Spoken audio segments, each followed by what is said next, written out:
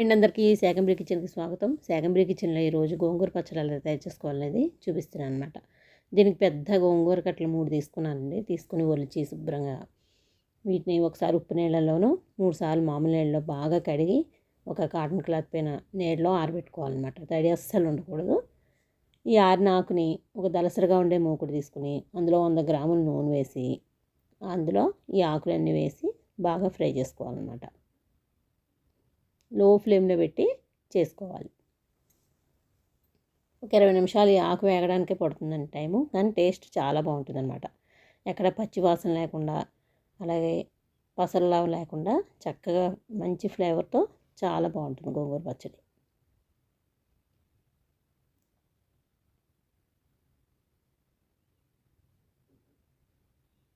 ఈ గోంగూర పచ్చడి చాలా రకాలు చేస్తూ ఉంటారండి. నేను కూడా 5-6 రకాల గోంగూర పచ్చడి వెరైటీలు చేస్తూ ఉంటా. కాబట్టి ఇందులో అదొక ఇప్పుడు చేసేది ఒక వెరైటీ అనమాట. ఇది 5-6 నెలలైనా చెడిపోదు, చాలా రోజులు ఉంటుంది. చక్కగా అందరూ కూడా చేసుకోవచ్చు అనమాట.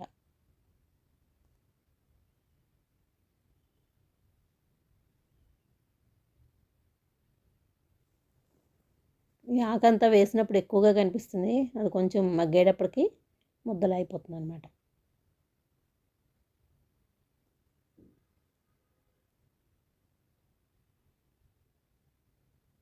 ఇలా కొంచెం మగ్గిన తర్వాత ఇందులో ఒక పావు స్పూను పసుపు, ఒక 4 పెద్ద చెంచాల ఉప్పు వేసుకున్నాను నేను. ఇది రాళ్ళ ఉప్పు ఉంటుంది కదా, అది కొట్టి పెట్టుకున్న ఉప్పు అనమాట. అలాగే పెద్ద నిమ్మకాయ సైజులో చింతపండును కూడా వేసాను అనమాట. ఇది పుల్లగోంగూర అయినా సరే కొంచెం చింతపండు వేసుకుంటేనే టేస్ట్ బాగుంటుంది.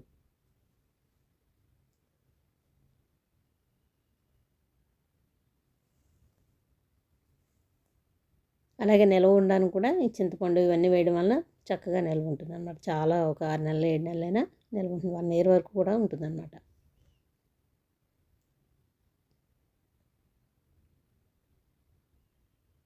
ఈ ఉప్పు వేయడం వల్ల కొంచెం నీరు రిలీజ్ అయిందనమాట. ఆ నీటిలో కొంచెం ఉడికి తర్వాత ఆ నూనె అంతా ఉండడం వల్ల మనం 100 గ్రాముల నూనె వేసుకున్నాం కాబట్టి వేగుతుంది అనమాట. ఇలా ఒక 20 నిమిషాలు కొంచెం అప్పుడప్పుడు కలుపుతూ మధ్య మధ్యలో మాడకుండా చక్కగా వేయిస్తూ ఉంటే ఒక 20 నిమిషాలకి ఇది ఇలా అయిపోతుంది అనమాట వేగి. చూసారు కదా, పచ్చి పోతుంది, చక్కగా ఉడికింది, వేగింది. ఇలా ఉండగానే దింపుకోవాలన్నమాట. మనం స్టవ్ ఆఫ్ చేసుకుని చల్లారబెట్టుకోవాలి పక్కన పెట్టి.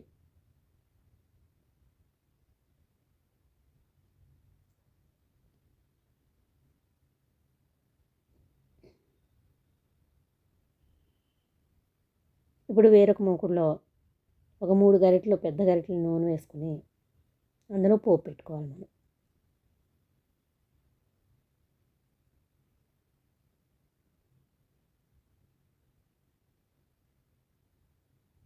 ఒక 3 చెంచాల మెంతులు, ఒక 3 చెంచాలు నుండి 4 చెంచాల వరకు ఆవాలు వేసుకోవచ్చు. నేను సన్న ఆవాలు వేసుకున్నా.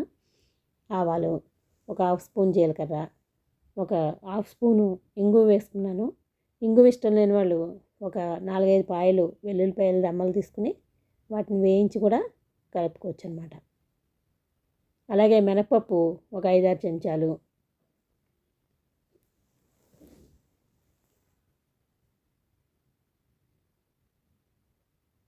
నువ్వులు ఒక పావు కప్పు వేసి బాగా వేయించుకోవాలన్నమాట. ఇవి కొంచెం చిటపటలాడుతూ ఉండగా మనం 150 గ్రాముల వరకు నేను ఎండుమిరపకాయలను వేసుకున్నాను అనమాట.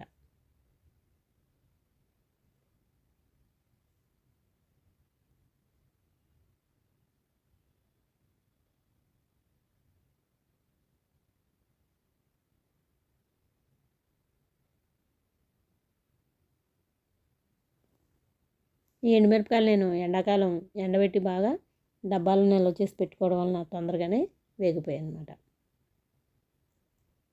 ఒక 2-3 నిమిషాలు చక్కగా వేయించేసుకుని బాగా నల్లబడతాయి ఇవి కొద్దిగా, అప్పుడు దింపుకోవాలన్నమాట.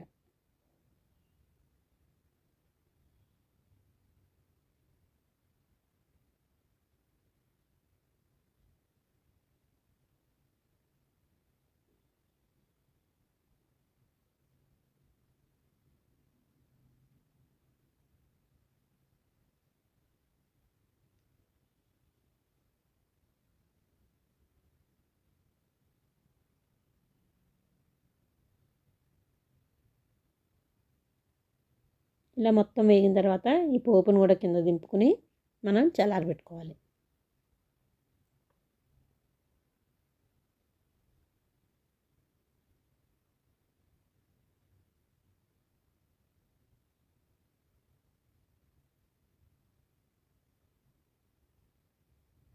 ఈ చల్లారిన పోపుని మిక్సీ జార్లో వేసి ఒకసారి గ్రైండ్ చేసుకోవాలి. మొత్తం అన్నీ కూడా ఫస్ట్ ఇవి గ్రైండ్ చేసుకోవాలి.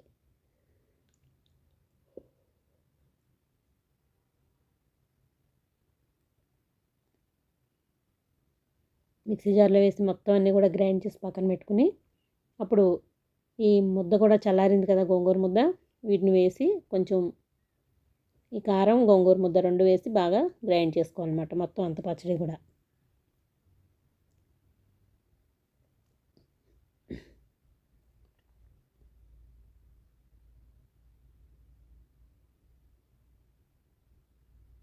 ఈ మొత్తం మిశ్రమాన్ని ఒకసారి చేతితో మొత్తం కలిపి ఇలా సీసాలో పెట్టుకుంటే నాకు 2 సీసాలు పచ్చడి అయిందండి. చిన్న సీసా పెద్ద సీసాలో బాగుంటుంది.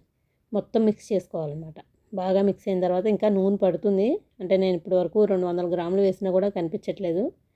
ఇంకొంచెం వేసుకోవచ్చు కానీ ఎక్కువ నూనె కూడా అయినా ఎక్కువ ఇష్టపడరు చాలామంది, కాబట్టి నేను కొంచెం నూనె మళ్ళీ ఇంకో గరిటెడు నూనె వేడి చేసి చల్లారబెట్టింది పైనుండి పోసాను అనమాట. అలాగే వెల్లుల్లి ఇష్టం ఉన్న వాళ్ళు ఈ నూనెలో వేయించి పైనుండి కలుపుకొచ్చి ఒకసారి గ్రైండ్ చేసి కూడా కలిపేస్తే టేస్ట్ బాగుంటుందన్నమాట. చూసారు కదా, గుమగుమలు ఆడిపోతుందండి ఈ పచ్చడి అంతా. చాలా అద్భుతంగా ఉందన్నమాట. టేస్ట్ కూడా సరిగ్గా అన్నీ సరిపోయాయి. ప్రతి ఒక్కళ్ళు తప్పకుండా ట్రై చేయండి. వీడియో మీ అందరు చూసినందుకు ధన్యవాదాలు. అలాగే please like, share, subscribe to my channel.